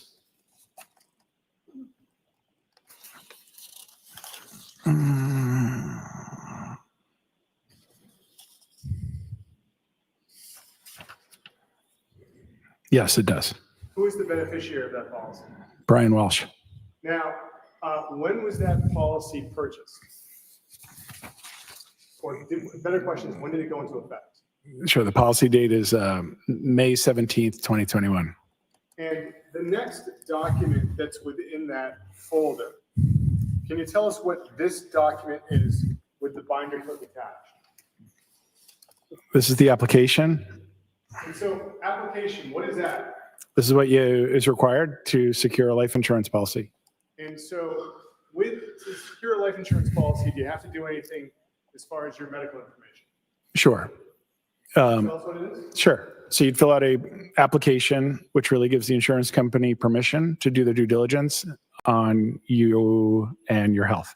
And so there's actually a release in there for them to get your medical records. Isn't that correct? So there's a HIPAA authorization. Now, sir, I'm going to direct your attention to Exhibit 99 and ask you to take a look at that and open it up to the first document. Okay. And what is that, sir? This is a policy brief of the whole life policy for $250,000 on Anna Walsh. And for Anna Walsh, when did this policy go into effect? The policy date is June 28th, 2021. And sir, regarding that policy, does that also list who the beneficiary is? Yes, it does. And could you tell us who the beneficiary is? I can. It's Brian Walsh. Now, sir, in addition to that first document you referenced, is there also a similar document within the file with a binder clip for those records? Yes. And what is that document, sir? This is a life application. And so is that just like the application you just told us about for the other policy? Yes, it is. And with that application, is there also a release of documents to New York Life from medical providers? Yes, there is. Now, was there any difficulty in obtaining Anna Walsh life insurance? No. Your Honor, may we approach about one small issue? Sure.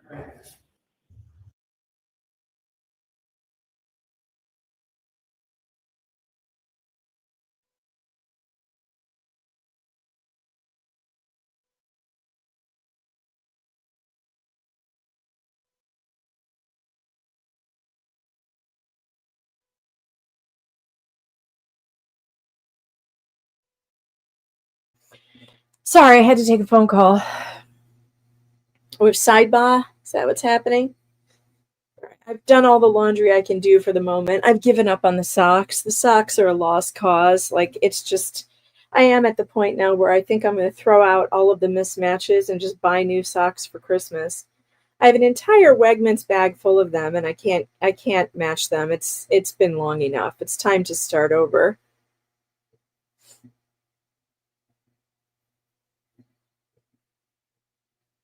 Yeah, Angelfish, good question. Wouldn't you want to have the answers if you find your spouse dead? Yeah, you would think so. I think the only reason why you wouldn't is because you know the answers already. You know how your spouse died and you don't want anyone else to figure it out. Yeah, it's ridiculous.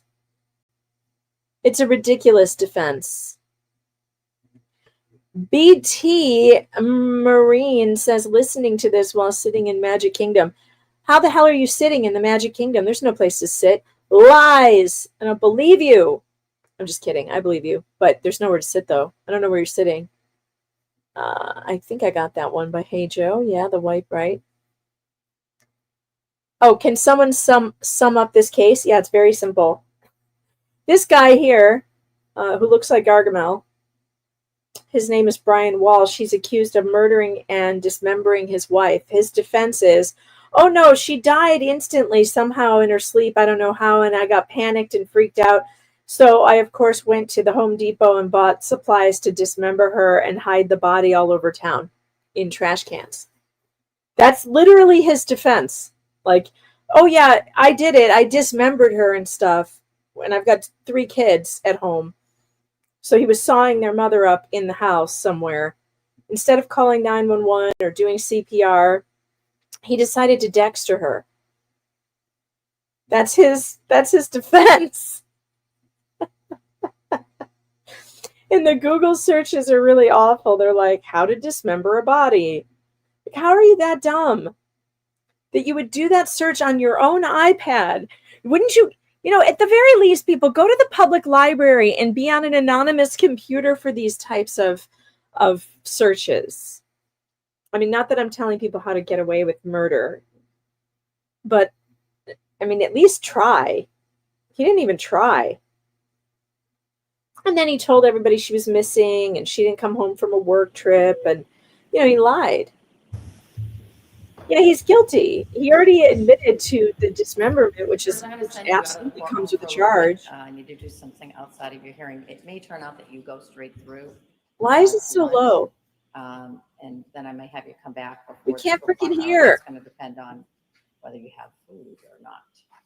Are we at lunch? Just hold tight, Judy. You can go back to the jury room right now. We are going All rise for the court, please. All right, so this is probably going to be a while. This is going to be a while. So I don't think I'm going to stay. I don't think I'm going to stay live for this because it's going to be like an hour or so. So I'm just going to go back to my day, and I'm going to send you guys over to see Mo in the Deep End because she is streaming this trial as well. So let me do that. Let me send you over to Mo.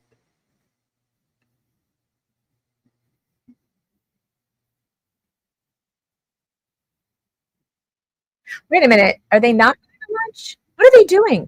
Oh, they're doing a hearing. Hold on.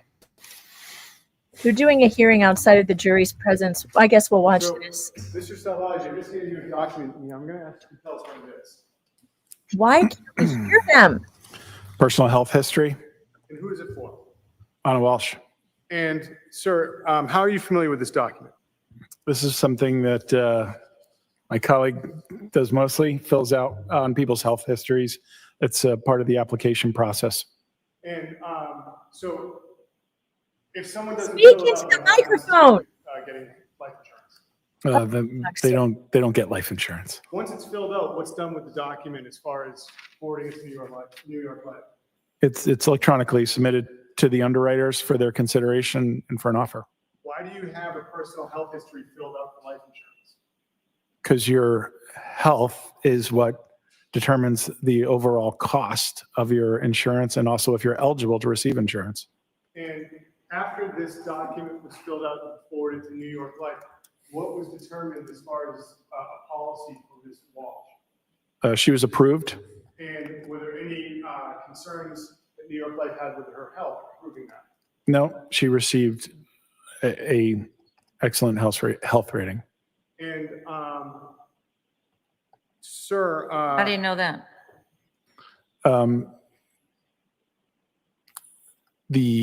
Every policy receives a health rating. Basically, Your Honor, we rate everyone's health on a scale from 1 to 37. 1 is as good as you can be. 37 is as poor as you can be and still be accepted. and she received a #1 health rating. And is that in the documents boy. that you're looking at right now? It's not on this one, no. Where do you know that from? It's on the policy itself. It's on the policy brief that was just handed to me a moment ago. Okay. Sorry for the interruption. Sir, in addition to filling out that document, are there any other requirements for follow-up? God, somebody get this guy a with microphone. professionals or review of records, Jesus. if a person attempts to buy life insurance through- Law and crime should. Yes, there's a telephone interview component where they, on a recorded line with a representative of the company, they ask them a series of questions, lifestyle questions, have you ever questions. It's about a half-hour long telephone interview that is also part of the underwriting process, in addition to a medical requirement where we send out an examiner for a blood and urine sample, vital signs, things of that nature, and then they request a copy of the medical records from the attending physician, called an attending physician statement. To your knowledge, was that done in this case? I'm sorry? To your knowledge, was that done in this case? Yes, it was. And sir, that document, is it signed?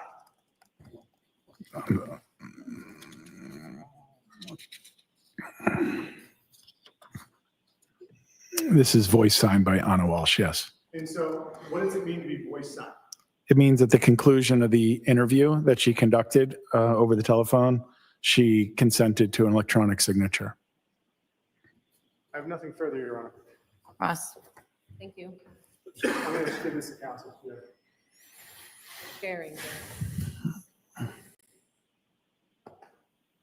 So this form that you were just looking at, do I understand that Anna Walsh supposedly filled this out herself? I believe it was done through a telephone interview. I wasn't part of that. Okay, so when you say a telephone interview, you mean someone interviewed purportedly Anna Walsh about these questions? Yes.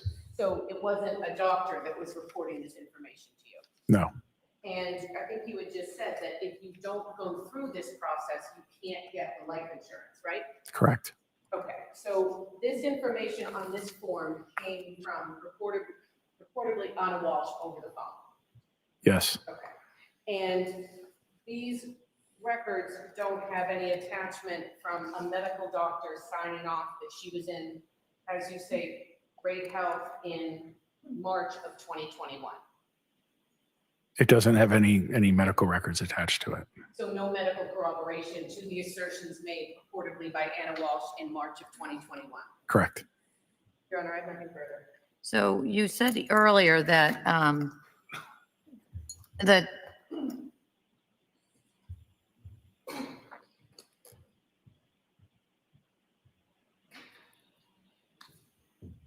they give a blood and urine sample, somebody comes to the house. And then you also said that something about they have to sign a release for their medical records. Yes, And can you tell based on the documentation if that was done in this case? it was. And then once you have that release, what happens? They How do you write, access the medical records? the company does it through a third-party vendor, and they receive a copy of the attending physician statement. We call it an APS. And where does that go? It goes to the underwriter. And is that records that you have? I don't. I don't mean, do you have them with you now? I mean, do you keep those records? We're never privileged to that information, Your It Honor. all goes to the underwriter? Correct. Different entity than you? Correct. And you mentioned earlier in your direct that there's a woman that works with you. I got the phonetic as Nancy McGloom. Yes. Might be about 75% correct. Is she the person that you said you didn't do this over the phone with Anna Walsh, but that somebody else did? She's not the person, no, Your Okay. Honor. Is there another person in your office that does that? No, it's direct from the underwriter, from the home office of New York Life. There's to make sure it's sort of the best information it could be, they do it themselves. All right. Anything else anybody wants in on after I've asked these You're additional on. questions? All right, so I'm not going to allow it in right now Yes, sir. on this record. If it becomes relevant on a rebuttal case, depending on what the defense, if the defense puts on a case and what they do, in order to get this in, you're going to need to well, you probably honestly would be asking to get in something else, which is like her medical records through a doctor and not through this way. But I'm not going to let it in right now. Yes, Your Honor. All right. Thank you, Your Honor. So all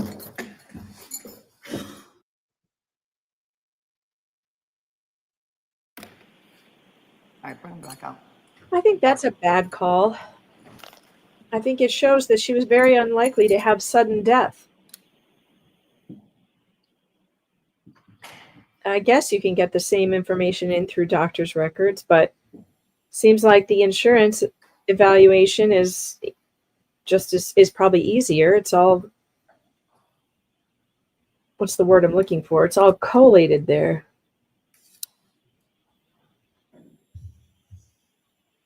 But whatever. What am I making? I'm making a rose bouquet blanket. It's going to be cute. But I think I'm going to run out of this white. Jury about the medical rating.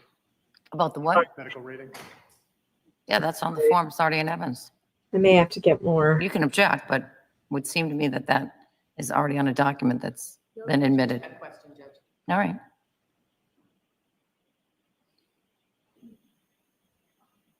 All rise, jury's entering. Oh, I thought the jury was going to lunch.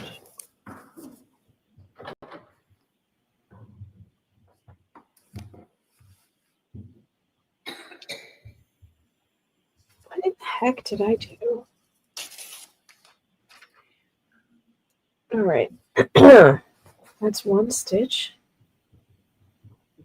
Guess it's just very loose.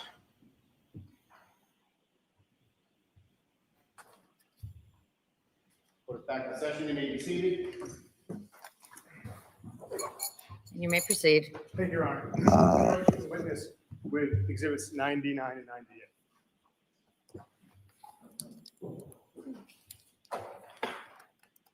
Sir, is there a medical... His microphone's not turned on.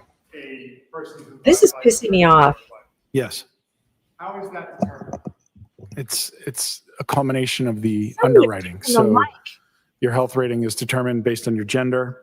Oh, your health rating is not determined on your gender. That's an incorrect statement. It's determined on your health and the way they evaluate your health. And so how does New York Life evaluate someone's health when they're buying life insurance? They use an underwriting scale, everything from your BMI, your body mass index, height, weight, blood pressure, medication you're on,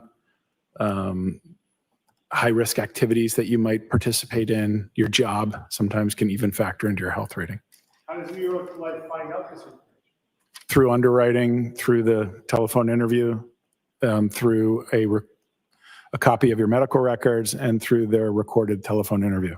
How do they get the medical records of someone purchasing life insurance? They request them through a HIPAA authorization that's in the application from the person's primary care physician and any other physicians that they're under the care of. Is there a scale in which someone can be rated by New York Life for their health rating? Yes. What is the scale, sir? It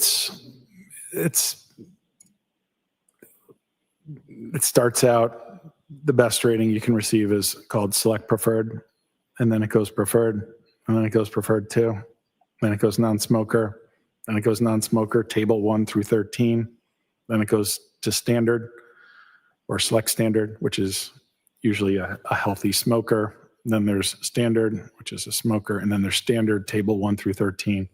And all of those, if you think of it like a ladder, like 1 through 37, every single rung represents a higher risk class, and it subsequently changes the cost of your insurance. So the healthier you are, the less you have to pay for insurance? Yes. And what was Anna Walsh's rating on those policies for the health rating for New York Life? Select preferred. And what number would that be? That's the highest level you can receive. So she was the healthiest. Correct. May I have a moment, Your Honor? You may. Oh, in addition, sir, when collecting information, does New York Life, through its underwriting process, get any samples from someone who's applying for life insurance? Yes. What do they get? They'll send a professional, I forget what it's called, paraprofessional, something like that, to do a blood draw, a urine sample, and vitals, height, weight, blood pressure.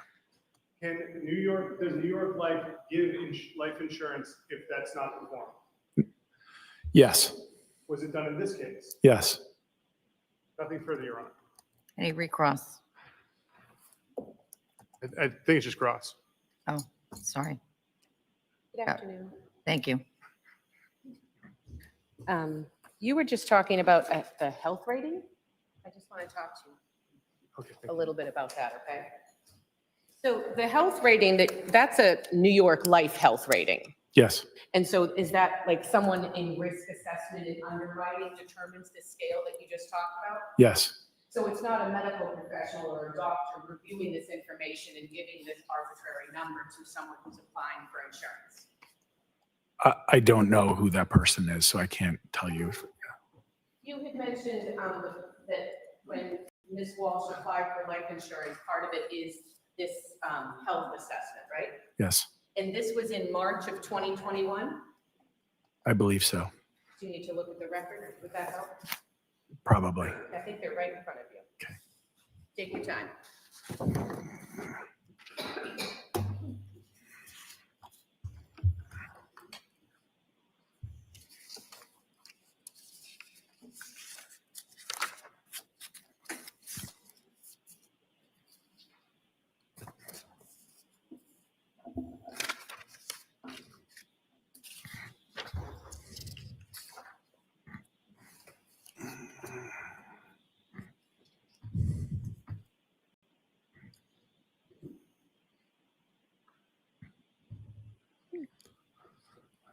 Looks to be February 2nd, 2021. Okay. After February, you said 2nd of 2021, you didn't have any follow-up records, interviews with Anna Walsh about her health? No. You had mentioned that someone goes and draws blood and does a urine test. Yes. What does the blood test, what does that look for? What does it test for? I don't fully understand, but the things that it does push out that are common are as if there's evidence of nicotine, if they're smoking or using nicotine. It'll show if cholesterol levels is usually the types of things they're looking for. They're looking for abnormalities. I don't really quite frankly understand what they're looking for. And then you said a urine test. What are they looking for in the urine test? Is that drugs and alcohol, illegal drugs, I'm assuming, and alcohol? Nicotine. And nicotine, okay. Is there any type of analysis of the person's pulmonary system, their lungs and their heart capacity? I don't know. You don't know. Is there any type of evaluation of their neurological system? I don't know. And the February 2021 date that you're talking about, I think you said. All right, that guys. this health assessment, this number you gave based off an interview with the person. That's it for me today. This guy is boring the shit out of me, and I've got other stuff I got to do. And I got to get ready for the show tonight, too. So I'm sending you over to Mo in the deep end. She's carrying this trial, so go tell her that I said hello, and thanks for dropping in. See ya.